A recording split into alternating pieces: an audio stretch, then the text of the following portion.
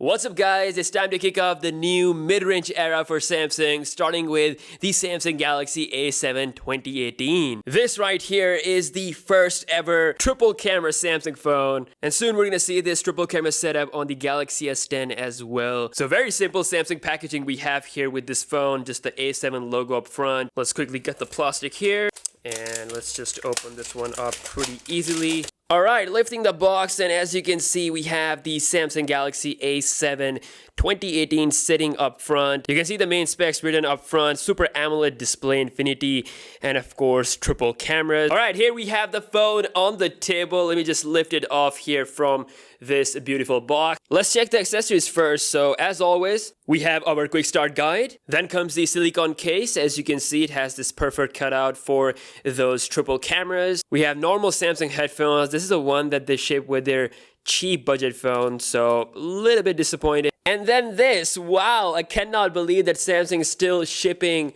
this phone with a USB 2.0 cable. And of course, what's worse than that is that this charger is not even fast charger. So right off the bat, no fast charging for the A7 2018. But let's see if rest of the specs can make up for it. So let's just remove this plastic from the phone real quick. And as you can see, damn, okay, this is a one premium shiny looking phone. And even though it is a plastic back, but it feels premium. It actually feels nice in hand, I'm not gonna lie. So the design language of the Galaxy A7 2018 is very similar to the Galaxy A9 that I reviewed a couple of weeks ago. The vertical camera design is here, but this one is obviously a little bit different because it has this fingerprint scanner inside power button. So it's right here, you put your thumb, you unlock your phone, boom. This is the second phone from Samsung to have a fingerprint scanner embedded inside the power button. First one was the Samsung Galaxy J6 Plus. So I'm just gonna go ahead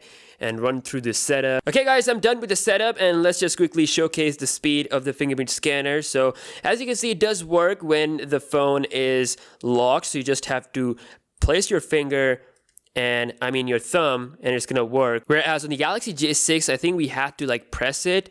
But this one is working fine by just putting the thumb. But it actually feels faster if you press the power key. So looking at the phone's UI, as you can see, is just a typical Samsung experience UI that we have seen countless times. It is based on Android 8.1 Oreo. The software experience throughout the Galaxy phones is very, very similar. So now taking a look at the display, this is a 6-inch 1080p Super AMOLED display, looking really sharp and has a nice brightness. Now this is a Infinity budget display. So with Infinity budget display, Samsung has this top and bottom chin, so it's definitely not quite as good as the Galaxy S8 or S9 families, so that's that. Power and volume buttons can be seen on the right, and there's absolutely nothing on the left except the SIM tray, which is at the top left area. Now obviously the main highlight of this phone is those triple cameras on the backs. So we have a 24 megapixel main camera sensor that is coming at f1.7 aperture.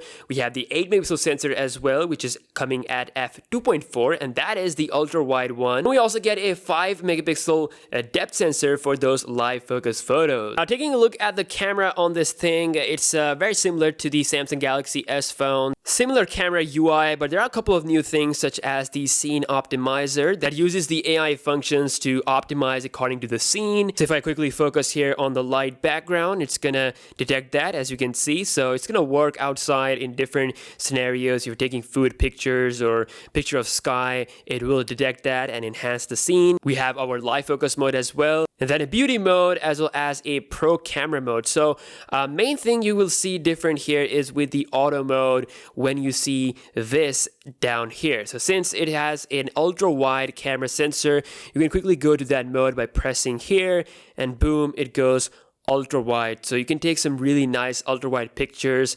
I've been taking some photos in the studio. I took some outdoors as well, mainly in the night. And since it's coming at f1.7 aperture, the sharpness is actually pretty decent with this camera result. So overall, this is a feature-packed camera, but still it cannot shoot videos at 4K because the processor inside is the Exynos 7885 CPU. So this is a little bit handicapped in that aspect, but photos-wise, it actually can provide you some good photos thanks to its 3-camera sensor. Now, the battery on the Samsung Galaxy A7 2018 is coming at 3000 mAh, and it is is non-removable. So yeah, this is all with the Samsung Galaxy A7 2018. Triple cameras are interesting, I would say. With the A9, of course, you get 4 cameras. That is a little bit different beast. Hopefully that will be here in the studio soon. But I will be testing this out, and I might actually do a camera comparison with the Note 9 if you guys are interested in that. But it is a decent phone, and it is a good start. Some things like not having the fast charging, and obviously having the old USB 2.0 port sucks. I don't know why Samsung doesn't give that full value to the customers. They're doing a great job with this phone, but for some reason they went with that backward direction. So other than that, I still think it's a decent phone. Might actually do some speed tests as well if you guys are interested. And yeah, thank you so much for watching, and I'll see you guys in the next one. Peace out.